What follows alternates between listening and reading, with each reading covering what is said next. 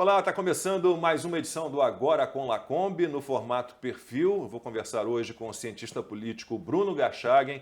Para mim, não sei se ele vai ficar aí sem graça, um dos maiores pensadores do conservadorismo aqui no Brasil e autor de 2 best-sellers, esse aqui, Pare de Acreditar no Governo, porque os brasileiros não confiam nos políticos e amam o Estado. E este aqui, Direitos Máximos, Deveres Mínimos, o festival de privilégios que assola o Brasil. Bruno, muitíssimo obrigado por ter aceitado aí meu convite para bater esse papo. O perfil, ele pretende também contar a história do entrevistado. Então você é lá de Cachoeiro de Itapemirim, Espírito Santo, cidade que eu tive a oportunidade de visitar, cidade de Roberto Carlos, para mim, do maior cronista do Brasil, Rubem Braga, talvez o pai da crônica brasileira. Como é que foi a sua infância? Que referências você traz da sua cidade natal, Cachoeiro de Itapemirim? Bom, primeiro, obrigado pelo convite. É um prazer reencontrá-lo aqui, Lacombe. Cachoeiro tem a cidade concreta e a cidade mítica, né? Então, tem essa coisa do passado de Cachoeiro, as grandes personalidades de Cachoeiro, como o Rubem Braga, que eu adoro, o irmão do Rubem, o Newton Braga, que foi um grande cronista também, um bom poeta, e começou no jornalismo antes do Rubem, foi colaborador da revista Senhor, que foi uma revista muito importante, Lembro cultural, da Senhor. importante na vida cultural brasileira, no Rio de Janeiro, portanto, o Rubem continua até hoje sendo uma grande referência para mim, como cronista. Então tem essa coisa da cidade mítica, do passado de Cachoeiro, né, essa coisa barrista que existe até hoje, basicamente o pessoal mais velho da minha idade para frente, e tem a cidade concreta que eu vivi, né? Que, claro, como todo desafio de viver numa cidade pequena, tem os seus problemas, mas toda a memória que eu tenho de Cachoeiro, da minha infância no Colégio Jesus Cristo Rei, da minha adolescência e também depois teve um período que a minha família saiu de Cachoeiro, a gente retornou, eu retornei em 94, 95, para poder aí fazer o pré-vestibular e entrar na faculdade de Direito. Então, eu lembro sempre com muito carinho assim, da cidade. Foi a cidade que, afinal, me deu tudo que eu precisava em termos de formação. Essa parte literária, por exemplo, um grande amigo meu, Fernando Gomes, que está lá até hoje e que foi ele, assim, a minha principal referência na literatura. Eu ia toda semana na casa dele, ele me apresentava um autor novo, a gente conversava e eu ouvi muita música também na casa dele, muita música popular brasileira. Eu fiquei muito feliz, eu tive a oportunidade de participar em 2018 da Bienal Rubem Braga, né, Bienal do Livro lá em Cachoeiro de Itapemirim. Eu fui falar de 2 livros infantis que eu já publiquei e o público, assim, muito participativo, muito interessado, muitas crianças. Então, de alguma forma, Cachoeiro respira até hoje literatura, eu imagino, né?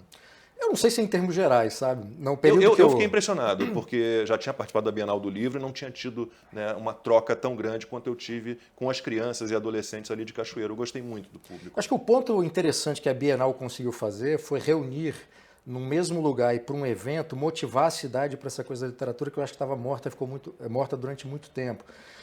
Nesse período que eu passei em Cachoeiro, e já estava, enfim, com 20 e poucos anos, nesse retorno a Cachoeiro em 94, havia em Cachoeiro uma resistência muito importante do ponto de vista cultural, que eram os velhinhos de Cachoeiro. Então, os velhinhos que tinham passado por várias gerações e mantiveram acesa essa chama da literatura, né? Enfim, e eu era ali um jovem no meio daqueles senhores, com essa coisa da literatura também, e acho que, mas assim, em termos gerais isso estava muito perdido, sabe? Até as referências históricas de Cachoeiro para esse pessoal mais novo estava um tanto perdida, essas referências estavam perdidas. Eu acho que a Bienal conseguiu fazer isso, assim, reativar em parte da população, pelo menos, esse amor pela literatura e essa vontade de ir a um evento literário. A inspiração de uma pessoa como Rubem Braga, ela é muito forte, com certeza. E nessa sua infância, na sua adolescência, você já se interessava por política, já se interessava por história? Como é que foram as suas influências? Como é que foi assim a sua formação, digamos, profissional? Em que momento você se viu pensando num caminho profissional, saindo de Cachoeiro? Porque acho que é difícil você caminhar numa carreira acadêmica como a sua, por exemplo, numa cidade tão pequena, né? Bom, sua primeira pergunta. O meu início da literatura foi muito tardio. Então, assim, até os 20 anos, eu não tinha o menor interesse por leitura, nada. Meus interesses basicamente eram surf e heavy metal. Eu queria tocar numa banda de heavy metal. Então, assim, meus dois interesses eram tocar guitarra e surfar. Né? Jiu-jitsu nessa época ainda não havia? Não, o jiu-jitsu começa quando eu voltei para Cachoeira em 1996. Ah, legal. E aí que essa volta para Cachoeira em 94, 95 é que vai... enfim, os rumos começam a serem traçados ali para aquilo que eu sou hoje. Então, o interesse por literatura começa nesse período aí, 94, 95. E a política vem como? A política só vem bem depois, eu já no Rio de Janeiro. Portanto, Cachoeira ficou muito pequeno para aquilo que eu queria profissionalmente. Eu fui morar no Rio de Janeiro em 2003 e fiquei trabalhando no Rio de Janeiro como freelancer para algumas das principais publicações do Sim, você país. Você trabalha ainda como jornalista, como comentarista, jornalista, como articulista? Menos como jornalista, ou seja, repórter. Eu trabalhei durante muito tempo como repórter. Né? Eu comecei a trabalhar como repórter num pequeno jornal de Cachoeira em 1996. Eu entrei na faculdade de Direito... Que idade você tinha? Eu estava com 20, eu acho. Nossa, novo. Então eu comecei a trabalhar como foca, né, como jornalista iniciante, como repórter iniciante, num jornal de Cachoeiro, em 1996, a Folha do Espírito Santo. Eu entrei na faculdade de Direito em 1997, fiz entre 97 e 2001 a faculdade de Direito. Em 2003 eu fui para o Rio de Janeiro, porque a cidade, enfim, eu queria trabalhar como jornalista e a cidade já não dava, quer dizer, o estado ficou pequeno. E aí foi no Rio de Janeiro, acho que em 2004 ou 2005, salvo engano, talvez 2005, eu tive uma curta passagem pelo Jornal do Brasil, já moribundo, infelizmente. Falecido Jornal do já Brasil, na fase infelizmente, final, era um bom agonizando, né, depois de toda uma história muito importante no jornalismo brasileiro, mas já peguei uma fase, enfim, o Jornal do Brasil já é um cadáver insepulto. Né? Eu fiquei ali 3 meses, foi uma péssima experiência do ponto de vista profissional, de relação com algumas pessoas dentro da redação, mas por outro lado... Imagina, você já tinha os seus pensamentos atuais naquela época. Já tinha. Porque o JB no Rio, bom, sou carioca, o JB era considerado um jornal de esquerda. Eu não gosto muito dos rótulos de direita e esquerda, então, mas era um jornal mais à esquerda do que o Globo, por exemplo. Né? Sim, sim, sim. Nessa época que eu entrei, ou seja, você tem o Jornal do Brasil com Alberto Dines e outros editores que tinham mais essa feição. Quando eu entrei, acho que essa questão ideológica ela já nem fazia muito parte da coisa editorial. Mas, de qualquer forma, enfim, eu entrei lá como redator, depois virei, com 1 mês lá como redator, que era, enfim, sei lá, um revisor de luxo de algumas colunas, eu fui convidado pelo Augusto Nunes, que era um dos editores, para entrar como subeditor de política. Eles estavam fazendo um arranjo no jornal e ele me trouxe para ser subeditor da editoria de política. E foi ali que, pela primeira vez, eu comecei a ver a política de uma forma diferente. Né? Eu já tinha lido autores clássicos da política. Meio que pelas mãos do Augusto Nunes. Tá. No jornalismo, sim. Que sim. bom. E esse interesse foi... Quando eu entrei na Jovem Pan, até comentei isso com ele. Mas o que aconteceu para dar esse clique para eu querer estudar política? Em 2005, o João Pereira Coutinho, que é colunista da Folha de São Paulo, doutor em política pela Universidade Católica Portuguesa, nessa época ele estava fazendo doutorado. E ele veio ao Brasil, foi ao Rio de Janeiro, eu morava lá, a gente se encontrou e ele me falou a respeito desse doutorado na Católica. E eu comecei a ficar interessado nisso, depois dessa experiência no Jornal do Brasil e tudo mais, mas nessa época eu ainda queria fazer mestrado e doutorado em literatura brasileira. Eu queria escrever sobre livro. Eu queria fazer literatura, eu queria fazer letras também, estamos na mesma aqui. Pois é, então o meu interesse era escrever sobre livros. Eu queria... meu interesse intelectual, sobretudo, era literatura. Era isso que eu queria fazer, crítica literária e tudo mais. Escrever sobre escritores, escrever sobre livros. Fazer ensaios, então. Fazer ensaios literários. Era o que me interessava.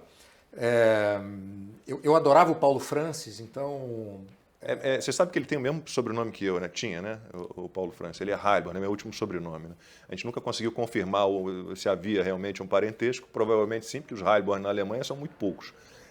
Mas eu tenho muito orgulho de ter o mesmo sobrenome do Paulo Francis. Pois é, e o Paulo Francis foi uma grande influência para muita gente da minha geração. Né? Muitos amigos meus de São Paulo, inclusive, a gente adorava o Francis. E a gente lia o Francis quando o Francis estava vivo, na coluna Diária da Corte e tudo mais. E eu tinha lido, assim, em livros, poucos livros que o Francis escreveu, tanto de ensaios quanto de romance, os 3 que ele publicou, eu tinha lido tudo. Então, Francis era uma grande referência e eu queria escrever sobre literatura com aquele jeito do Francis, bem-humorado e tudo mais. Mas, enfim, com essa experiência do Jornal do Brasil, mas principalmente com ao conhecer o João Pereira Coutinho pessoalmente no Rio de Janeiro, essa vontade de estudar literatura, ela foi substituída pela vontade de estudar política. Então eu encontrei o João Pereira Coutinho em 2005 no Rio, depois em 2006, em 2007, eu trabalhando ainda como jornalista no Rio de Janeiro, insatisfeito com a profissão, insatisfeito, enfim, comigo na profissão, quer dizer, o que estava acontecendo, eu queria fazer outra coisa. E já com essa vontade de estudar mestrado e doutorado. E aí, em 2007, acontece uma coisa, enfim, extraordinária sobre todos os aspectos, que juntou essa vontade e interesse que eu tinha com aquela coisa da urgência da vida. E aí eu falei, não, eu preciso mudar minha vida, eu preciso, de fato, tomar uma decisão. Um grande amigo meu, Marco Antônio de Carvalho, foi passar um fim de semana no Rio de Janeiro. Nessa época ele estava morando em Marataízes, que é uma cidade perto de Cachoeira de Itapemirim. Só que litoral, né? No litoral. E o Marco Antônio de Carvalho já tinha terminado de escrever a biografia do Rubem Braga, que eu acho que é a única biografia que existe e é de fato, enfim, se existirem outras, eu não conheço, mas a biografia que ele escreveu é primorosa. A biografia já estava escrita, ele estava só selecionando fotos para poder essas fotos serem publicadas, e ele faleceu no meu apartamento. Ele foi passar um fim de semana lá e ele morreu no meu apartamento de ataque cardíaco. E, enfim, eu morava num apartamento de 30 metros quadrados no Flamengo. Eu estava no meu quarto, ele faleceu na sala de madrugada, eu não vi. Eu acordei de manhã e ele estava na sala, já morto. E, para além, enfim, da perda de um amigo e tudo mais, o que aconteceu com o Marco foi aquele tipo de acontecimento que acontece na vida que faz você repensar. Às vezes acontece isso com muita gente quando a própria pessoa sofre alguma coisa, uma doença, enfim, um ataque do coração, câncer, enfim, qualquer tipo de problema que a própria pessoa acontece. Nesse caso aconteceu, quer dizer, a morte de um amigo, quer dizer, perto de mim, e eu pensei, bom, eu estou insatisfeito, tem muitas coisas, tem muitos problemas para eu mudar a minha vida profissional agora, eu já estava com 30 ou 31 anos. Quer dizer, é uma altura da vida que as pessoas estão consolidando a própria profissão e não exatamente criando uma nova trajetória profissional. Mas eu falei assim, não, eu não quero deixar de fazer aquilo que para mim é importante, porque se eu continuar fazendo, tocando a minha vida desse jeito, vai chegar um momento que eu estarei numa idade que eu não posso mais fazer escolhas. E eu não quero chegar nessa idade, olhar para trás e pensar o seguinte, eu poderia ter feito e não fiz. Né? Eu lembro quando eu era adolescente, o meu pai me falou uma coisa muito interessante, que pode parecer um chavão, um lugar comum e tudo mais. Provavelmente vários filósofos e pensadores já disseram essa frase de forma diferente. O óbvio nos ajuda muito, eventualmente. E dá aquele clique. Mas meu pai falou uma coisa, que eu não lembro exatamente qual era a conversa, mas ele falou o seguinte, o tempo não volta. Você pode até tentar corrigir determinadas coisas, mas se você deixar o tempo passar e não fazer escolhas para mudar aquilo que está acontecendo, esse tempo não volta. Quer dizer, a coisa já passou. E chega um momento em que o tempo, além de não voltar, você também não tem mais tempo para fazer as coisas. E aí foi que eu decidi, a partir disso, e dessa insatisfação e de interesse, enfim, um conjunto de coisas, eu pedi demissão do jornal que eu estava trabalhando e participei do processo de seleção do mestrado no Instituto de Estudos Políticos da Universidade Católica Portuguesa, onde o João estava fazendo doutorado. E aí, num prazo de um mês, eu pedi demissão, participei do processo de seleção, fui aprovado, fiz a minha mudança e fui para Lisboa fazer o mestrado. E o conservadorismo? Como é que surge o seu interesse pelo conservadorismo? Como é que você descobre o conservadorismo? E aí a gente vai passar agora um tempinho tentando entender o que é o conservadorismo. Mas como é que você teve contato com esse pensamento? Nesse período no Rio de Janeiro, quer dizer, até antes do Rio de Janeiro, mas esse período entre 2000 e 2007, quando eu vou para Lisboa, eu tinha lido alguns autores conservadores, mas sem me dar conta exatamente do que aquilo significava, porque eram leituras muito descompromissadas. Eu passei a me dar conta do que exatamente era o pensamento conservador, o liberalismo, de forma mais aprofundada, quando eu me mudo para Lisboa e começo a estudar esses autores na Universidade Católica Portuguesa. Que autores seriam? Roger Scruton, Michael Oakeshott, Edmund Burke, Kenneth Minogue, autores dessa tradição conservadora britânica e americana. Então, o Russell Kirk, autores que hoje foram publicados no Brasil, que quem se interessa por esse tipo de leitura já conhece. Mas nessa época, quer dizer, esses autores não estavam no Brasil. Um ou outro Burke já era estudado na academia, já era falado e tudo mais. O Michael Oakeshott, por exemplo, até onde eu sei, pelo menos na imprensa, ou seja, no debate público, quem traz esse nome foi o João Pereira Coutinho na coluna da Folha de São Paulo. E eu conheci o Michael Oakeshott por meio do João Pereira Coutinho. Você entrevistou o Scruton? Eu entrevistei o Scruton em 2015. Eu estava traduzindo o livro dele, Como Ser um Conservador, foi lançado pela editora Record. Eu fui para a Inglaterra para passar uma semana na Universidade de Oxford, porque o João Pereira Coutinho estava lá, fazendo um artigo acadêmico sobre o Edmund Burke, no St. Antony's College, onde eu estudei para terminar o meu mestrado em 2010, pela Universidade Católica. Então eu fui para lá, passei uma semana na Universidade de Oxford com o João Pereira Coutinho, e quando eu decidi ir, eu mandei uma mensagem para o Scruton dizendo que eu estava traduzindo o livro dele e gostaria de tirar algumas dúvidas sobre a tradução. Obviamente que eu usei essa desculpa para conhecer o Scruton, né? Nada mais por isso. Né? Eu não precisava encontrá-lo pessoalmente para poder tirar dúvidas, poderia ser por e-mail. Né? Mas como eu queria passar essa semana na Inglaterra para pesquisar umas coisas enfim, fazer umas pesquisas lá, encontrar o João, eu aproveitei para fazer tudo. Mandei um e-mail, ele me respondeu, e aí eu saí de Oxford, fui para Londres, onde ele tinha um apartamento no centro de Londres, um lugar muito bonito, uma vila com um portal lindo, assim, quando você entra, uma vila de pequenos prédios, né, sobrados, e é muito curioso, porque você está numa rua super movimentada, você entra numa ruazinha assim que você não dá nada, tem um largo e tem um grande arco lindo, enorme, né, naquela arquitetura inglesa imponente, e você entra, tem ali uma recepção, e logo que eu fui liberado para entrar, eu comecei a entrar, a primeira casa assim à direita tinha uma placa dizendo dizendo o seguinte: aqui residiu William Gladstone, que foi um dos grandes primeiros ministros ingleses do Partido Liberal.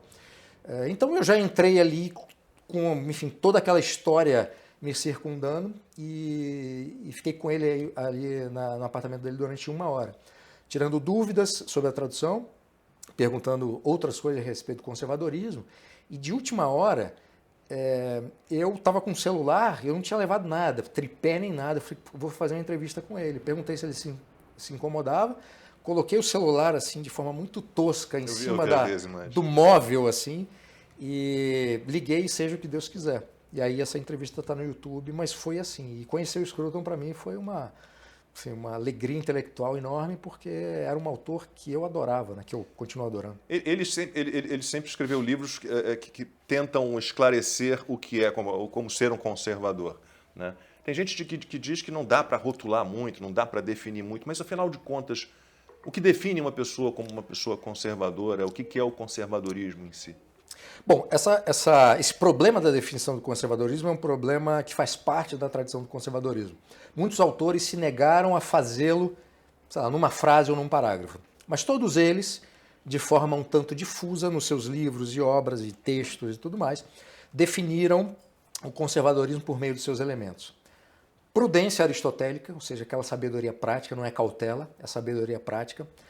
Ceticismo, uma dúvida cética em relação à possibilidade da política de redimir a natureza humana, de projetos grandiosos de resolver todos os nossos problemas. Resolver todos os problemas. Então isso é um elemento fundamental do conservadorismo, prudência, ceticismo. O organicismo vê a sociedade como um organismo vivo que se desenvolve por meio das relações entre as pessoas dentro da sociedade e não um projeto abstrato ou mecânico, né, que as pessoas são uma espécie de robôs que se comportam de forma pré-determinada, que as grandes ideologias utópicas tentam fazer por meio da violência. Tem o conservadorismo também tem uma posição contrária à utopia, às ideias utópicas, também contra a revolução. Tem a dimensão do tradicionalismo, o apego às tradições, não todas elas, mas as tradições virtuosas do passado, que sobreviveram ou não aos testes do tempo, porque tem tradições ruins, negativas, que por razões diversas também sobreviveram, mas o conservador não quer essa tradição, não adota. Então, assim, existem vários elementos que compõem o pensamento conservador ou esse ser conservador, né? Então, até uma certa dimensão de uma disposição conservadora individual, uma certa prevenção em relação às mudanças, por exemplo, não é ser contra a mudança, é ser contra... Porque o nome conservador, ele de certa forma atrapalha, porque muita gente imagina ou tenta passar a ideia de que é alguém que é apegado à tradição de uma maneira que não quer que nada mude. E os progressistas lançaram esse nome progressista, porque você quer ficar onde você está ou você quer progredir? Desculpa, eu te interrompi, mas porque isso acontece, o nome às vezes atrapalha. Esse é um ponto muito importante, que é um ponto de confusão, porque quando alguém ouve a palavra conservador e não conhece a tradição conservadora, tende a pegar e a se fixar no verbo conservar. Ou seja, conservador é aquele que conserva tudo, independentemente do que... Se é bom ou se é ruim. Eu já vi muitas definições do conservadorismo ou do conservador como aquele que quer conservar o status quo, né? Quer dizer, o que está estabelecido. O que é uma sandice, porque imagine um conservador numa sociedade que tem um partido comunista. Ele vai querer conservar o status quo, as instituições comunistas? Não. Então isso não faz sentido, né? Mas o nome, pelo fato dessa tradição nossa, do conservadorismo brasileiro do século XIX ter se perdido e ter sido sepultada, essa confusão é muito presente. Mas o conservador não é contra a mudança. O conservador é contra mudanças desnecessárias que querem ser impostas a toda a sociedade sem uma razão muito clara, mudanças revolucionárias, rupturas violentas que querem destruir tudo aquilo que a sociedade construiu, tudo aquilo de positivo, obviamente. O Michael Oakeshott tem uma distinção muito interessante entre mudança e inovação. Ele dizia que o conservador é muito reticente, é muito desconfiado com mudança, porque mudança, segundo ele, é aquilo que o indivíduo não consegue controlar. E os efeitos, portanto, são imprevisíveis e a possibilidade de serem efeitos negativos é muito maior. No caso da inovação, o conservador teria uma predisposição mais favorável à inovação, porque o indivíduo tem um certo controle sobre essa inovação. De qualquer maneira, o conservador não é contra a mudança, ele só tem uma certa desconfiança, porque geralmente as mudanças propostas, ou elas são claramente negativas, ou os aspectos positivos não estão muito claros, né? E aí também é preciso considerar o seguinte: em todas as tradições conservadoras, brasileira, britânica, americana, os conservadores, no âmbito da política, sempre foram aqueles que, em épocas distintas e em momentos muito sérios de desafios históricos, os conservadores tomaram a frente dessas mudanças. No Brasil, por exemplo, a infâmia da escravidão no Brasil, todas as leis abolicionistas, da primeira até a última, que aboliu a escravidão como um todo, foram aprovadas sob gabinetes conservadores, com apoio da ala abolicionista do Partido Conservador. Então, dizer que os conservadores são contra mudanças, ou esse tipo de anacronismo, dizendo que o conservador no Brasil é a favor da escravidão de qualquer forma, é um desconhecimento, é uma ignorância histórica. O Brasil, então, foi um país conservador até a proclamação da República. Nós temos alguma chance de voltar a ser? Não sei, eu sei que você não considera o governo atual um governo conservador, ou o presidente um conservador. Então, nosso conservadorismo ali terminou ali? E qual é a possibilidade de termos de novo ideias conservadoras regendo um pouco os caminhos do país? Eu nem acho que o Brasil era um país conservador. Eu também não gosto muito de dizer que tal ou qual país é ou não conservador ou liberal, o que quer que seja. Depois a gente vai falar um pouquinho da relação. Eu sei que você odeia essa história de liberal na economia, conservador nos costumes. Depois a gente faz um pouquinho, tenta traçar essa ligação entre liberalismo e conservadorismo. Mas a questão brasileira, então.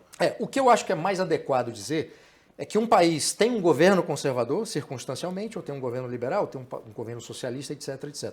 Não que um país como um todo possa ser qualificado como conservador ou liberal, o que quer que seja, porque num país você vai ter pessoas que pensam de forma muito distinta. E até as pesquisas que foram realizadas durante alguns anos no Brasil, que tentavam identificar se o brasileiro era, de forma geral, mais ou menos conservador, né? Eram muito ruins, as perguntas eram muito ruins. Porque algumas das perguntas no campo ético ou moral, por exemplo, perguntava ao entrevistado: você é a favor ou contra o aborto? Você é a favor ou contra a venda e posse de armas? Você é contra ou a favor o uso descriminalização das drogas? Esses são tipos de perguntas que não esclarecem a posição política da pessoa, nem a disposição individual. Porque você pode ter pessoas de religiões diferentes que podem dar a mesma resposta e essas mesmas pessoas não têm nenhuma disposição conservadora, nem politicamente são conservadoras. Então, é o tipo de pergunta que não revela absolutamente nada, a não ser que uma parte da população é a favor ou contra aquelas questões que foram postas. Então, como é que perguntas deveriam ter sido feitas, então, para você mensurar ali quem é conservador e quem não é? Existe isso? Não. Olha, eu nunca vi uma pesquisa que fosse feita desse jeito. Eu também nunca pensei em que tipo de pergunta que poderia ser feita para identificar. Perdão. Mas as perguntas teriam que ser tratar desses temas que eu apresentei como sendo elementos do conservadorismo, ceticismo, organicismo, tradicionalismo, etc., etc., de uma forma mais popular.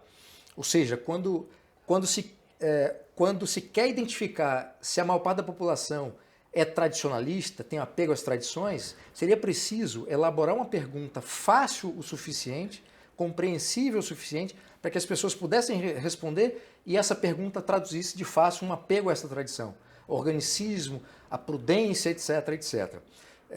Talvez na nossa próxima conversa eu tenha já algumas perguntas que fossem eu estou preocupado porque adequadas. Meu roteiro aqui daria para a gente falar umas 4, 5 horas. Mas no caso do Brasil, nós tivemos uma tradição conservadora durante o século XIX, primeiro e o segundo reinado. Eu estou considerando o Brasil já independente de Portugal. As duas grandes forças políticas e intelectuais no âmbito da política eram os conservadores e os liberais.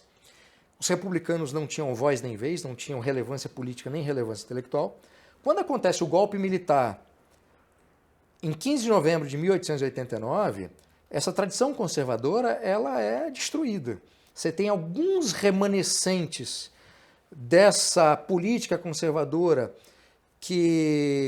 alguns poucos que ainda permanecem na vida política, mas sem qualquer mais relevância e tendo que se enquadrar no novo modelo, na nova estrutura, no novo regime presidencialista republicano, mas o conservadorismo como força política intelectual deixa de existir. Nos últimos anos, você tem várias pessoas no Brasil com interesse nesse tema, falando sobre isso e tentando restaurar essa tradição, atualizá-la e aprimorá-la, né? Eu faço parte desse grupo de pessoas que tentam fazer esse trabalho e fazer uma defesa do conservadorismo por meio da nossa tradição, não simplesmente importar um autor estrangeiro, por mais que eu adore autores ingleses ou americanos, eu uso no fundo eles como referências para pregar esses elementos que são comuns a conservadorismos diferentes, como ceticismo, tradicionalismo e tal. Só que cada conservadorismo pertence a seu próprio país, a sua própria história, às suas próprias tradições. Então, não dá para simplesmente importar um autor estrangeiro. Bolsonaro é conservador? Não. Não, ele nunca foi conservador. É um positivista? Ele é o quê? A tese que eu tenho, né, que eu ainda estou elaborando com detalhes, é que o Bolsonaro representa, na tradição política brasileira, uma mistura que seria desse militar positivista, que estava ali como um dos patrocinadores do golpe militar republicano,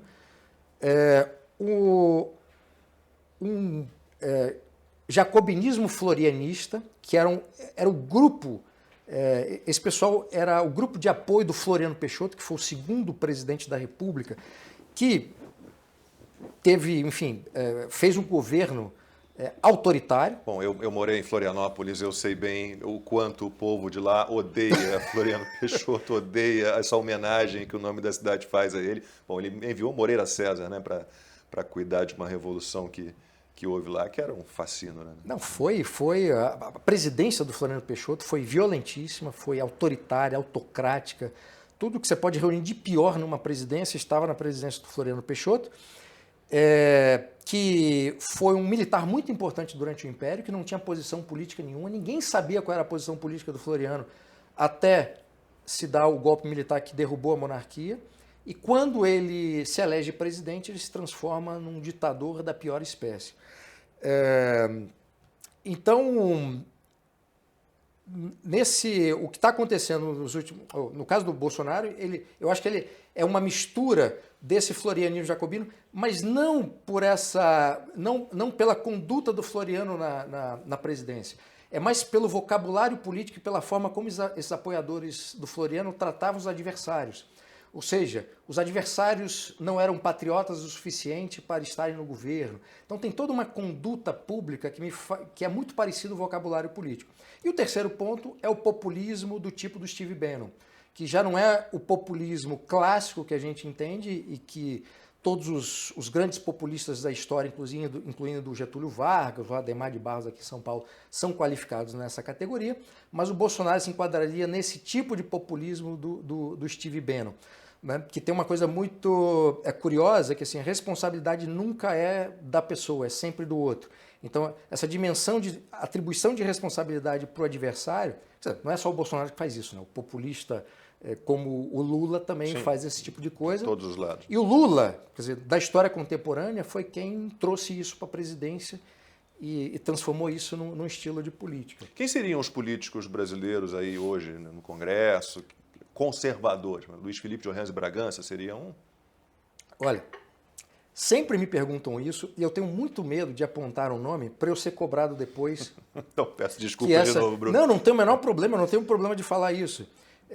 Porque até o início do governo Bolsonaro, alguns políticos que já estavam no mandato e outros que se elegeram na eleição de 2018 e iniciaram o seu mandato, em 2019, se você me perguntasse, eu tinha alguns nomes para falar. Mas o envolvimento, e mais assim, uma certa submissão ao governo Bolsonaro é uma coisa que me incomodou tão profundamente do ponto de vista de análise do conservadorismo, que hoje eu temo muito em falar assim, eu acho que fulano é conservador e depois a vaca ir para o brejo e eu ser cobrado pela atitude de outro.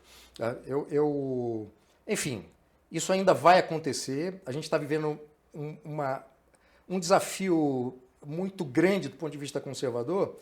Muita gente descobriu o termo conservador ou o termo conservadorismo com a eleição do Bolsonaro. Então você tem apoiadores do Bolsonaro e o próprio Bolsonaro, de vez em quando ele não é muito de falar que ele próprio é conservador, que o governo dele é conservador. Raras foram as vezes que ele disse isso. Mas os seus apoiadores, membros do governo, etc., dizem isso desde a campanha. De forma incorreta, de forma inadequada. E eu afirmo isso com base na nossa própria tradição conservadora. Então, o comportamento desses apoiadores e do próprio presidente não é um comportamento de um político conservador ou de conservadores que apoiam um político. E, quer dizer, qual é a dimensão de prudência no sentido de sabedoria prática que o Bolsonaro tem? Infelizmente, ele não tem. Eu até gostaria que tivesse, mas não tem.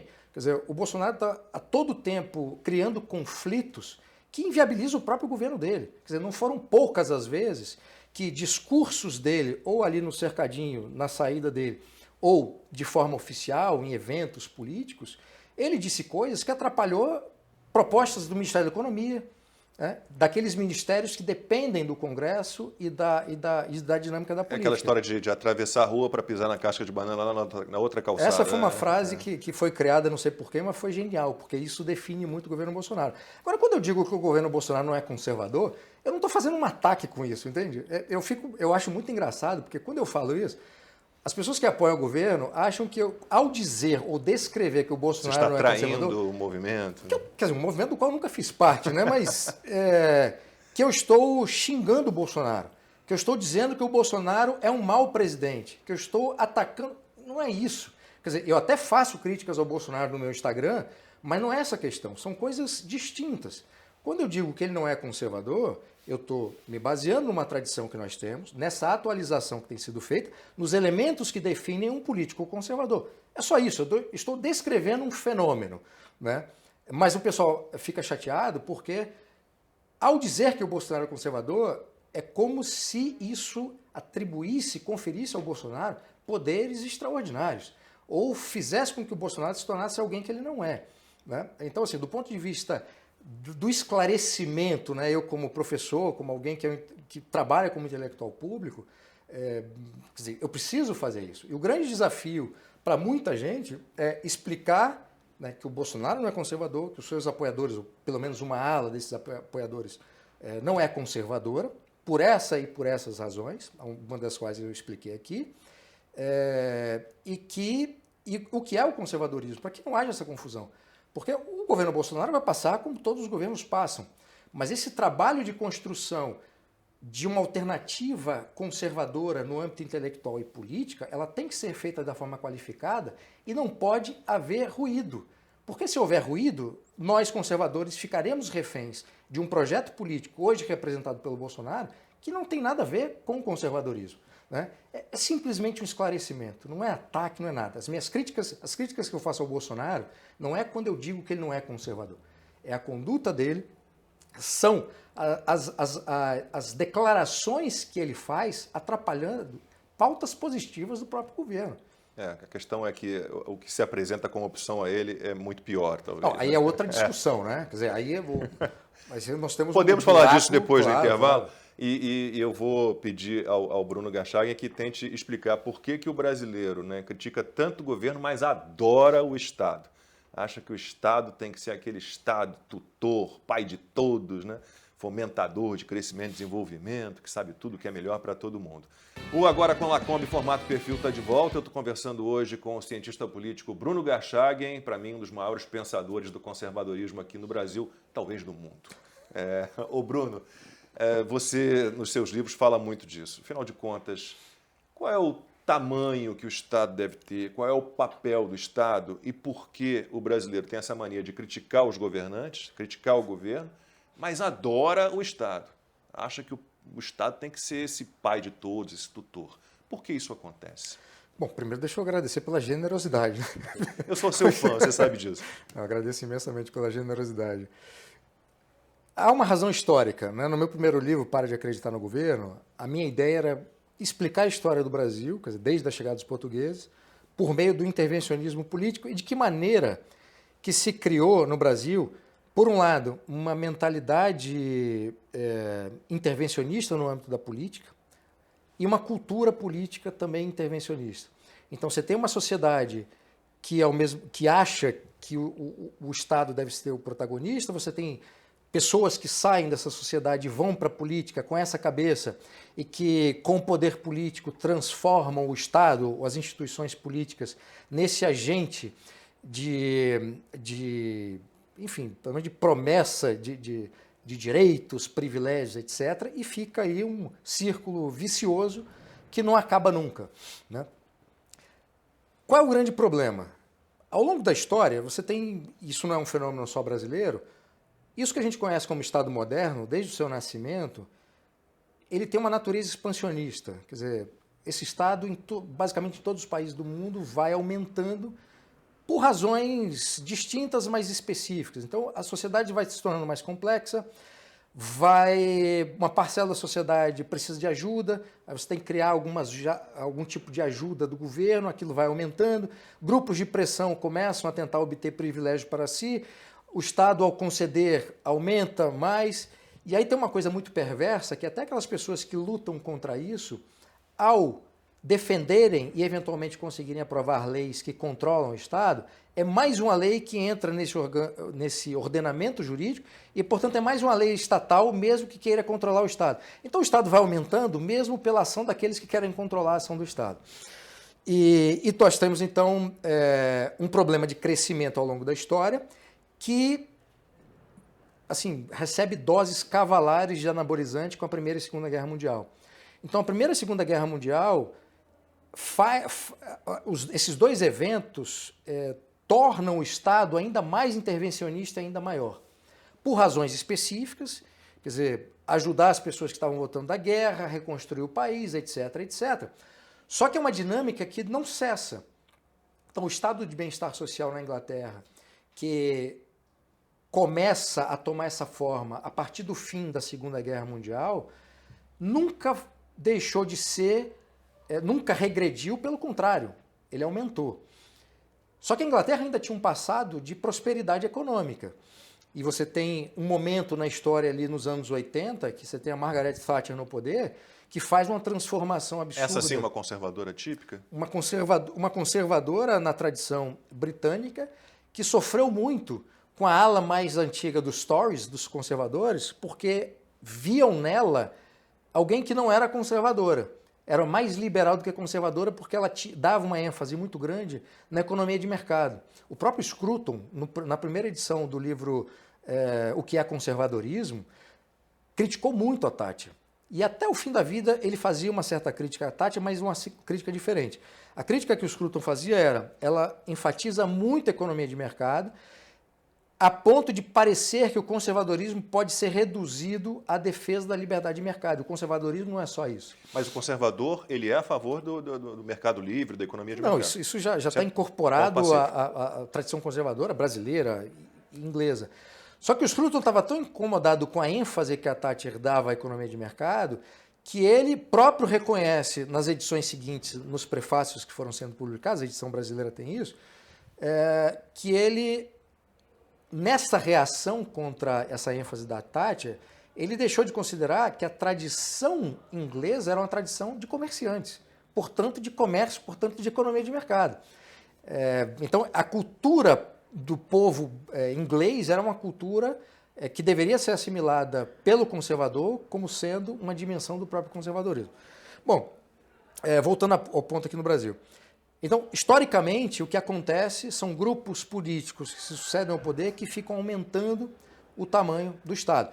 O que eu estava falando da Inglaterra? A Inglaterra enriquece, né, prospera e, portanto, tem dinheiro e condições de ter um estado de bem-estar social. O Brasil criou um estado de bem-estar social sem ter essas condições, sem ter uma história de prosperidade, uma história de não intervenção a ponto de atrapalhar a prosperidade econômica. Então, quando conversamos sobre intervenção maléfica do Estado da economia brasileira, isso é um dado de uma tradição perversa da nossa história econômica. Portanto, é uma tradição que o conservador não pode defender. O conservador deve defender uma reação contrária a essa tradição, porque é uma tradição perversa. O que nós não tivemos foi justamente isso, quer dizer, um período de prosperidade sem essa intervenção maléfica do Estado. Então, historicamente, foi se criando essa ideia do Estado intervencionista, e quanto mais o Estado intervém na economia, mais uma parcela da população que está em situação de pobreza, miséria, que, portanto, não consegue sequer ter trabalho, vai entender esse Estado como um agente benevolente. E quanto mais as pessoas que têm um pouco mais de dinheiro, classe média, paga imposto e o Estado intervém, cria uma dinâmica também de achar que, bom, se eu estou sendo atrapalhado, o outro também tem que ser atrapalhado.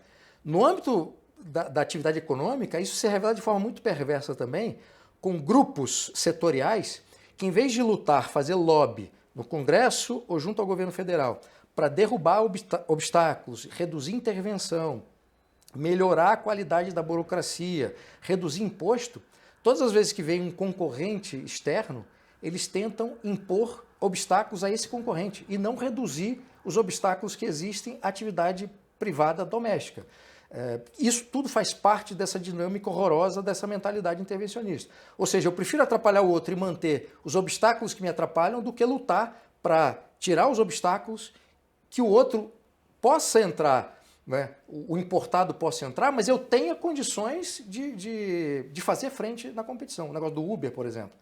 Quer dizer, o que os taxistas estavam querendo era que fossem criadas leis para atrapalhar o Uber e não para reduzir as dificuldades do taxista, custo, etc, etc.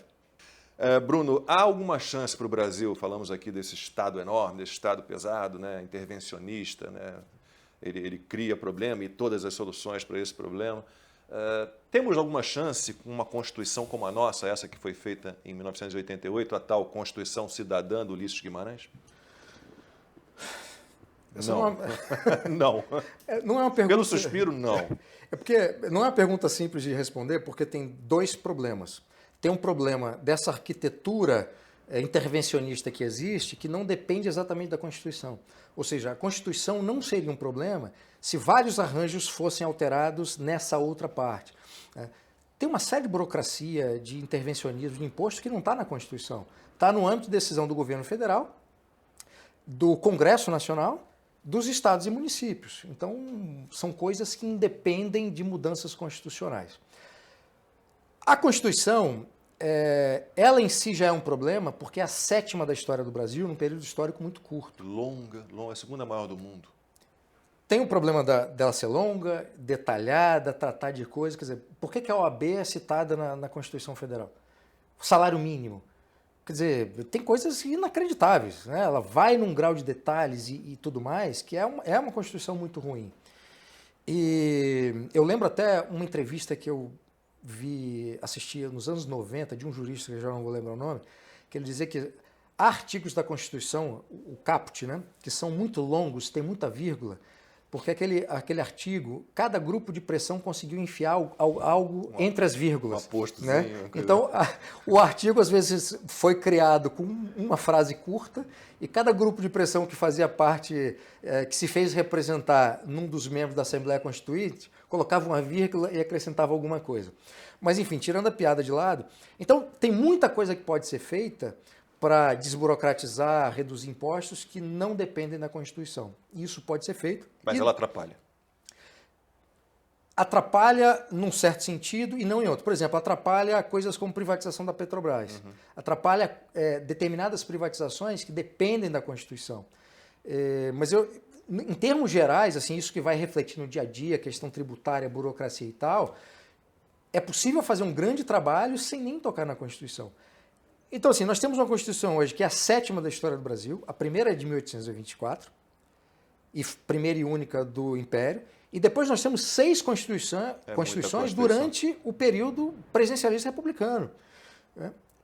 É muita coisa. E o fato de nós termos 6 constituições diz muito sobre a nossa história política. É uma tradição de cultura política autoritária, de golpes, de crises, de mudanças de moeda, de ditadores que entram no poder e que querem ter uma própria Constituição, que é uma loucura, quer dizer, quer lavar o próprio autoritarismo, legitimando esse autoritarismo numa Constituição. Então, eu sinto... A Constituição tem vários problemas, é muito extensa, etc., atrapalha muitas coisas que têm que ser feitas. É possível fazer muita coisa independentemente da Constituição, mas eu temo uma coisa que é o seguinte...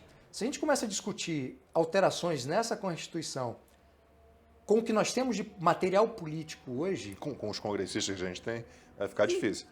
Com a cultura política que a gente tem no país, quer dizer, a compreensão que nós brasileiros temos, a gente vai trocar um diabo que a gente conhece por um diabo que a gente não conhece. Melhor ficar com o diabo que a gente conhece. Isso é um problema. Isso é um problema. Por mais problemas que a gente tem na Constituição, talvez a nova Constituição seja pior em relação do material humano que nós temos hoje. Aí a gente volta ao início da nossa conversa, quando a gente está falando da desconfiança do conservador em relação às mudanças. Né? Quando eu digo que essa Constituição é o diabo que a gente conhece, portanto a gente já sabe como lidar com ela, e a possibilidade, em razão da classe política que nós temos, da compreensão que nós temos dentro da sociedade, em relação à própria Constituição, que pode ser que nós tenhamos uma Constituição pior, essa prudência em relação a uma mudança cujas consequências negativas a gente não sabe a dimensão. Imaginemos o cenário que é uma Constituição pior do que essa, maior. Nossa. Porque a sociedade é maior, a complexidade social é maior. E se a sociedade começar a exigir dos constituintes, membros da Assembleia, que, enfim, pensarão e farão a nova Constituição, que essa Constituição seja maior ainda e pior. Bruno, para a gente encerrar, ano eleitoral, temos uma ameaça de regressão, temos uma ameaça de ter como presidente, a partir do ano que vem, um adorador do Estado, vou usar essa expressão. Isso te preocupa? E dá para vencer uma guerra sendo moderado? Dá para vencer uma guerra usando a prudência na hora certa, prudência e moderação não significa covardia e nem estar pronto para a luta. Eu gosto muito de usar um termo que é de um cientista político chamado Gene Sharp, que ele tem uma expressão chamada jiu-jitsu político. Ele usa essa expressão para você combater golpes, rupturas institucionais, usando métodos não violentos políticos para resistir a esse avanço autoritário e eventualmente derrubar. Mas eu acho que a gente pode usar para a nossa história o jiu-jitsu político, que é usar de forma inteligente o que existe do ponto de vista institucional de leis para combater um governo de turno que esteja fazendo um monte de besteira, Congresso, etc., e também evitar que alguém, no caso, quer dizer, nós temos hoje os dois principais candidatos, Lula e Bolsonaro. Alguém como Lula, que cumpriu parte da pena, depois por conta dessas coisas extraordinárias e inacreditáveis que acontecem na nossa justiça, é descondenado. E ele volta com força política, apoiado por tanta gente, com condições, né, ou se apresentando como condições de pelo menos passar para o segundo turno, é um negócio inacreditável. Com um projeto político que a gente conhece que já deu errado. Com um passado criminoso do partido que aparelhou o Estado em todas as dimensões, em tudo. Quando o Lula foi presidente da República, nos 2 mandatos, tinha gente do PT em tudo quanto é lugar, em qualquer órgão do governo federal, em qualquer parte do Brasil. Total. Não era gente colocada lá para fazer um trabalho técnico e realizar um serviço em algum lugar e servir, enfim, como uma espécie de espião. Era gente que não tinha qualificação técnica nenhuma, que estava lá para espionar. Enfim, é inacreditável. Assim. É um drama que se apresenta dos candidatos que estão aí. Infelizmente, os conservadores não têm nenhuma alternativa conservadora. Agora, em termos do tamanho do problema que nós já tivemos, do que se apresentou, a hipótese do Lula ser presidente de novo é uma desgraça completa. Então, rezemos. É assim, rezemos. Bruno Garchagen. Obrigado. Muito obrigado. Muito obrigado.